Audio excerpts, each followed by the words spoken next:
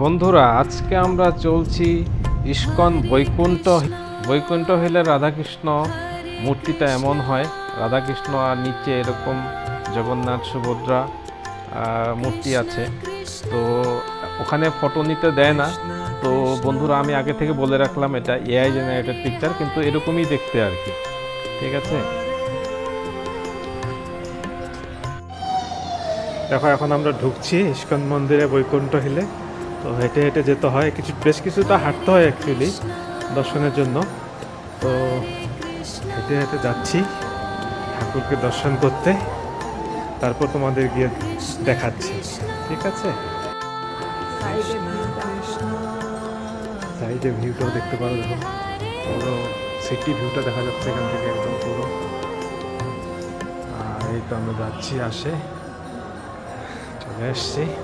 দেখো একদম মানে এত সুন্দর করেছে, মানে তুমি বিল্ডিংয়ের কাজগুলো দেখো, একদম মনে হচ্ছে সেই পুরোনো দিনে সেই মহাভারতের যুগে চলে এসেছি। এই হলো রাধাকৃষ্ণ মূর্তি, আর এইখানে দর্শন করতে হয়। আর এই মন্দিরের ভিতরে মূর্তি রাখা আছে। আর এখানে দেখো, এখানে সব বলেছিলাম যে মন্দিরের যেগুলো মানে কারুকার্যগুলো অ্যাকচুয়ালি পাথর খোদাই করে এই মন্দিরটা বানিয়েছে পুরো। আর দেখতে খুব মানে সুন্দর, সাদা মার্বেল টাইপের। আর আমরা ঘুরে ঘুরে দেখছিলাম, আশেপাশের ভিউগুলো খুব দেখছিলাম। এখানে এই মন্দিরের সঙ্গে আরও 2-3টে মন্দির আছে, বিভিন্ন দেবদেবীর মূর্তি ওখানে প্রতিষ্ঠা করা আছে। আর দেখে খুবই ভালো লাগছিল। আর ভাবছিলাম মানে এতদিন ধরে ওয়েট করেছি, তারপর শেষে এখানে এসে দর্শন হলো আর কি। আর মন্দিরের ভিতরে কীর্তনও চলছিল। তো দেখো এখানে সবাই মিলে কীর্তন করছে, কেউ শুনছে। তো দেখতে দেখতে পরিবেশটা মানে এত সুন্দর লাগছিল আর কি। অনেকক্ষণ সময় আমরা ওখানে স্পেন্ড করেছিলাম। আর ভাবছিলাম আর কি যে কী করে এত সুন্দর, এত মধুময় সময় পার করা যায় আর কি ইস্কন মন্দিরে আসলে। তো তোমরা যদি কেউ আসোনি কখনো ইস্কন মন্দিরে, এটা উপলব্ধি করতে পারবে না। তো অবশ্যই বলবো, কখনো তোমার আশেপাশেও যদি মন্দির থাকে তো গিয়ে দর্শন করবে আর কি। আর ব্যাঙ্গালোরের এই মন্দিরে, ব্যাঙ্গালোরে যদি কখনো আসো অবশ্যই যাবে, খুবই ভালো লাগবে আর কি। ব্যাঙ্গালোর থেকে, সেন্ট্রাল থেকে 25 থেকে 30 কিলোমিটার মতো হয় আর কি। তো গাড়ি ড্রাইভ করেও যেতে পারো, বা গাড়ি হায়ার করেও যেতে পারো, বাসেও চলে যেতে পারো, সব ব্যবস্থাই আছে আর কি। খুব সুন্দর পরিবেশ। আর যেহেতু মন্দিরটা অ্যাকচুয়ালি একটু পাহাড়ের উপরে প্রতিষ্ঠিত করা, তো উপর থেকে সিটি ভিউটাও খুব সুন্দর লাগে আর কি। পুরো ব্যাঙ্গালোরের সিটি ভিউটা পাবে এখানে। একটা ঠান্ডা হাওয়াও বইছিল, খুব ভালো লাগছিল, নিজেকে ফ্রেশ লাগছিল আর কি। আর দেখতে দেখতে মানে তোমার সন্ধ্যেও হতে চলছিল। আর সন্ধ্যা আর বিকেলের সেই মিলনবেলাটা খুব ভালো লাগে আর কি এখানে।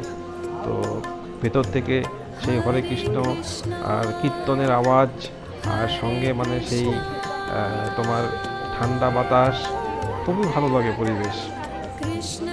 আর এখানে তুমি গেলে তোমার মানে ভিড়ও একটু খুব একটা হয় না আর কি। উইকেন্ডে একটু ভিড় হয়, আমরা উইকেন্ডে গেছিলাম তো লোকজন ছিল একটু, অন্য দিনে হয় না। তো আমাদের একটু খিদে পেয়ে গেছিলো, আমরা দেখলাম কি কি পাওয়া যায়। তো ওখানে অনেক রকমের জিনিস পাওয়া যায়, রসগোল্লা পেয়ে গেলাম, গরম গরম খিচুড়ি, একদম ঘি দিয়ে খিচুড়ি দিয়েছে। আর সঙ্গে দেখো বাঁধাকপির পকোড়া, ভালো লাগছিল খেতে, খুবই টেস্ট। আর তোমরাও গিয়ে এনজয় করতে পারো, টেস্ট ভালো লাগবে আর কি। মানে পরে আমরা মিষ্টি মুখ করবো, তো কিছু জিলিপি টাইপের কিছু নিয়ে নিয়েছিলাম। তো ওগুলো কিনতে হয় তোমাকে, তো তোমরা ওটা কিনে টেস্ট করতে পারো। বিভিন্ন রকমের খাবার পাওয়া যায়, কিনতে পারো বা নিয়ে আসতে পারো তোমার ইচ্ছে অনুযায়ী। পরে আমরা আবার বাইরে চলে আসলাম, তো সন্ধ্যা হয়ে গেছিলো প্রায়। তো সন্ধ্যার সময় আরও ভালো লাগে মন্দির। দেখো পুরো মনে হচ্ছে স্বর্ণ মন্দির, মানে সোনা দিয়ে বানানো এরকম লাগছে। আর ভেতর থেকে কীর্তনের আওয়াজ আসছিল।